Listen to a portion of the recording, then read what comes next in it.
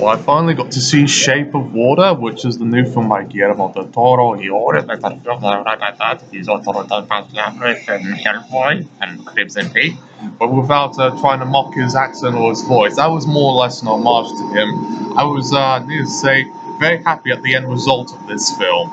I'm glad I saw it because it reminded me a great deal of the works of David Cronenberg, Tim Burton, because he done it with Scissorhands, and Cronenberg, a lot of his weird body, psychosexual horror stuff like Videodrome and The Fly, and then also reminded me of or Splice as well. That was a little Vincenzo Natali film that was made some years back with Adrian Brody and Sarah Polley. That's some weird psychosexual element. That was a lot Cronenbergish.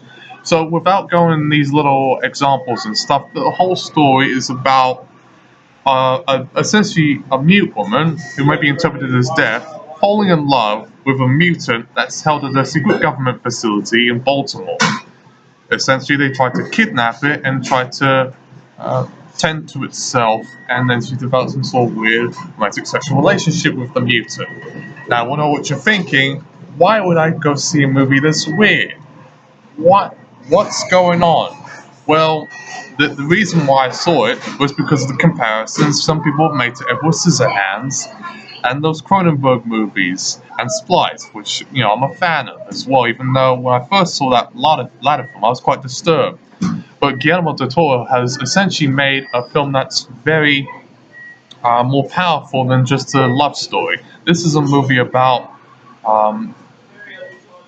holding it back and lies and threatening influence that's more powerful than the mutant, the monster itself, what they call the asset in this particular film. Michael Shannon's character as Point, the man behind the research facility, is terrifying in this, and I definitely think he should be earning some nominations for this particular performance. I thought his performance in this film was very good. And I would also go as far as to say Sally Hawkins, who looks stunning in this movie, gorgeous, but also well acted as a deaf woman, mute woman, is very good in this. I'm sure she had to go through a lot of training as well. I was doing some sign language sessions, and Octavia Spencer, who was great in all the films like The Help and Hidden Figures, she was great in this. Richard Jenkins, not quite as memorable, but I see the point of his character kind of acting as an ally for Sally Hawkins. Eliza character, and then Michael Stuhlbarg as a sort of covert Russian agent. That's quite clever. The visual effects are quite ravishing and well done, especially for a 19 million budget. It's very straightforward as well. You get to the point. If I will say, as far as criticisms are concerned, the ending could have been a lot better. But, you know, that's the price you have to pay. But at least we got to see a particular character, spoiler alert, get his throat gorged in gruesome detail as sort of payback. Now, if you're willing to take a child to go see this film, you might regret it. This is a 15 or rated R if you're looking in the States. It's very violent. I wasn't expecting it to be as violent as it was.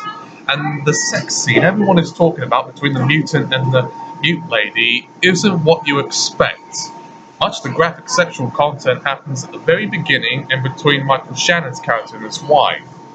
But you do get a bit of nudity as well, and there's some F words and stuff.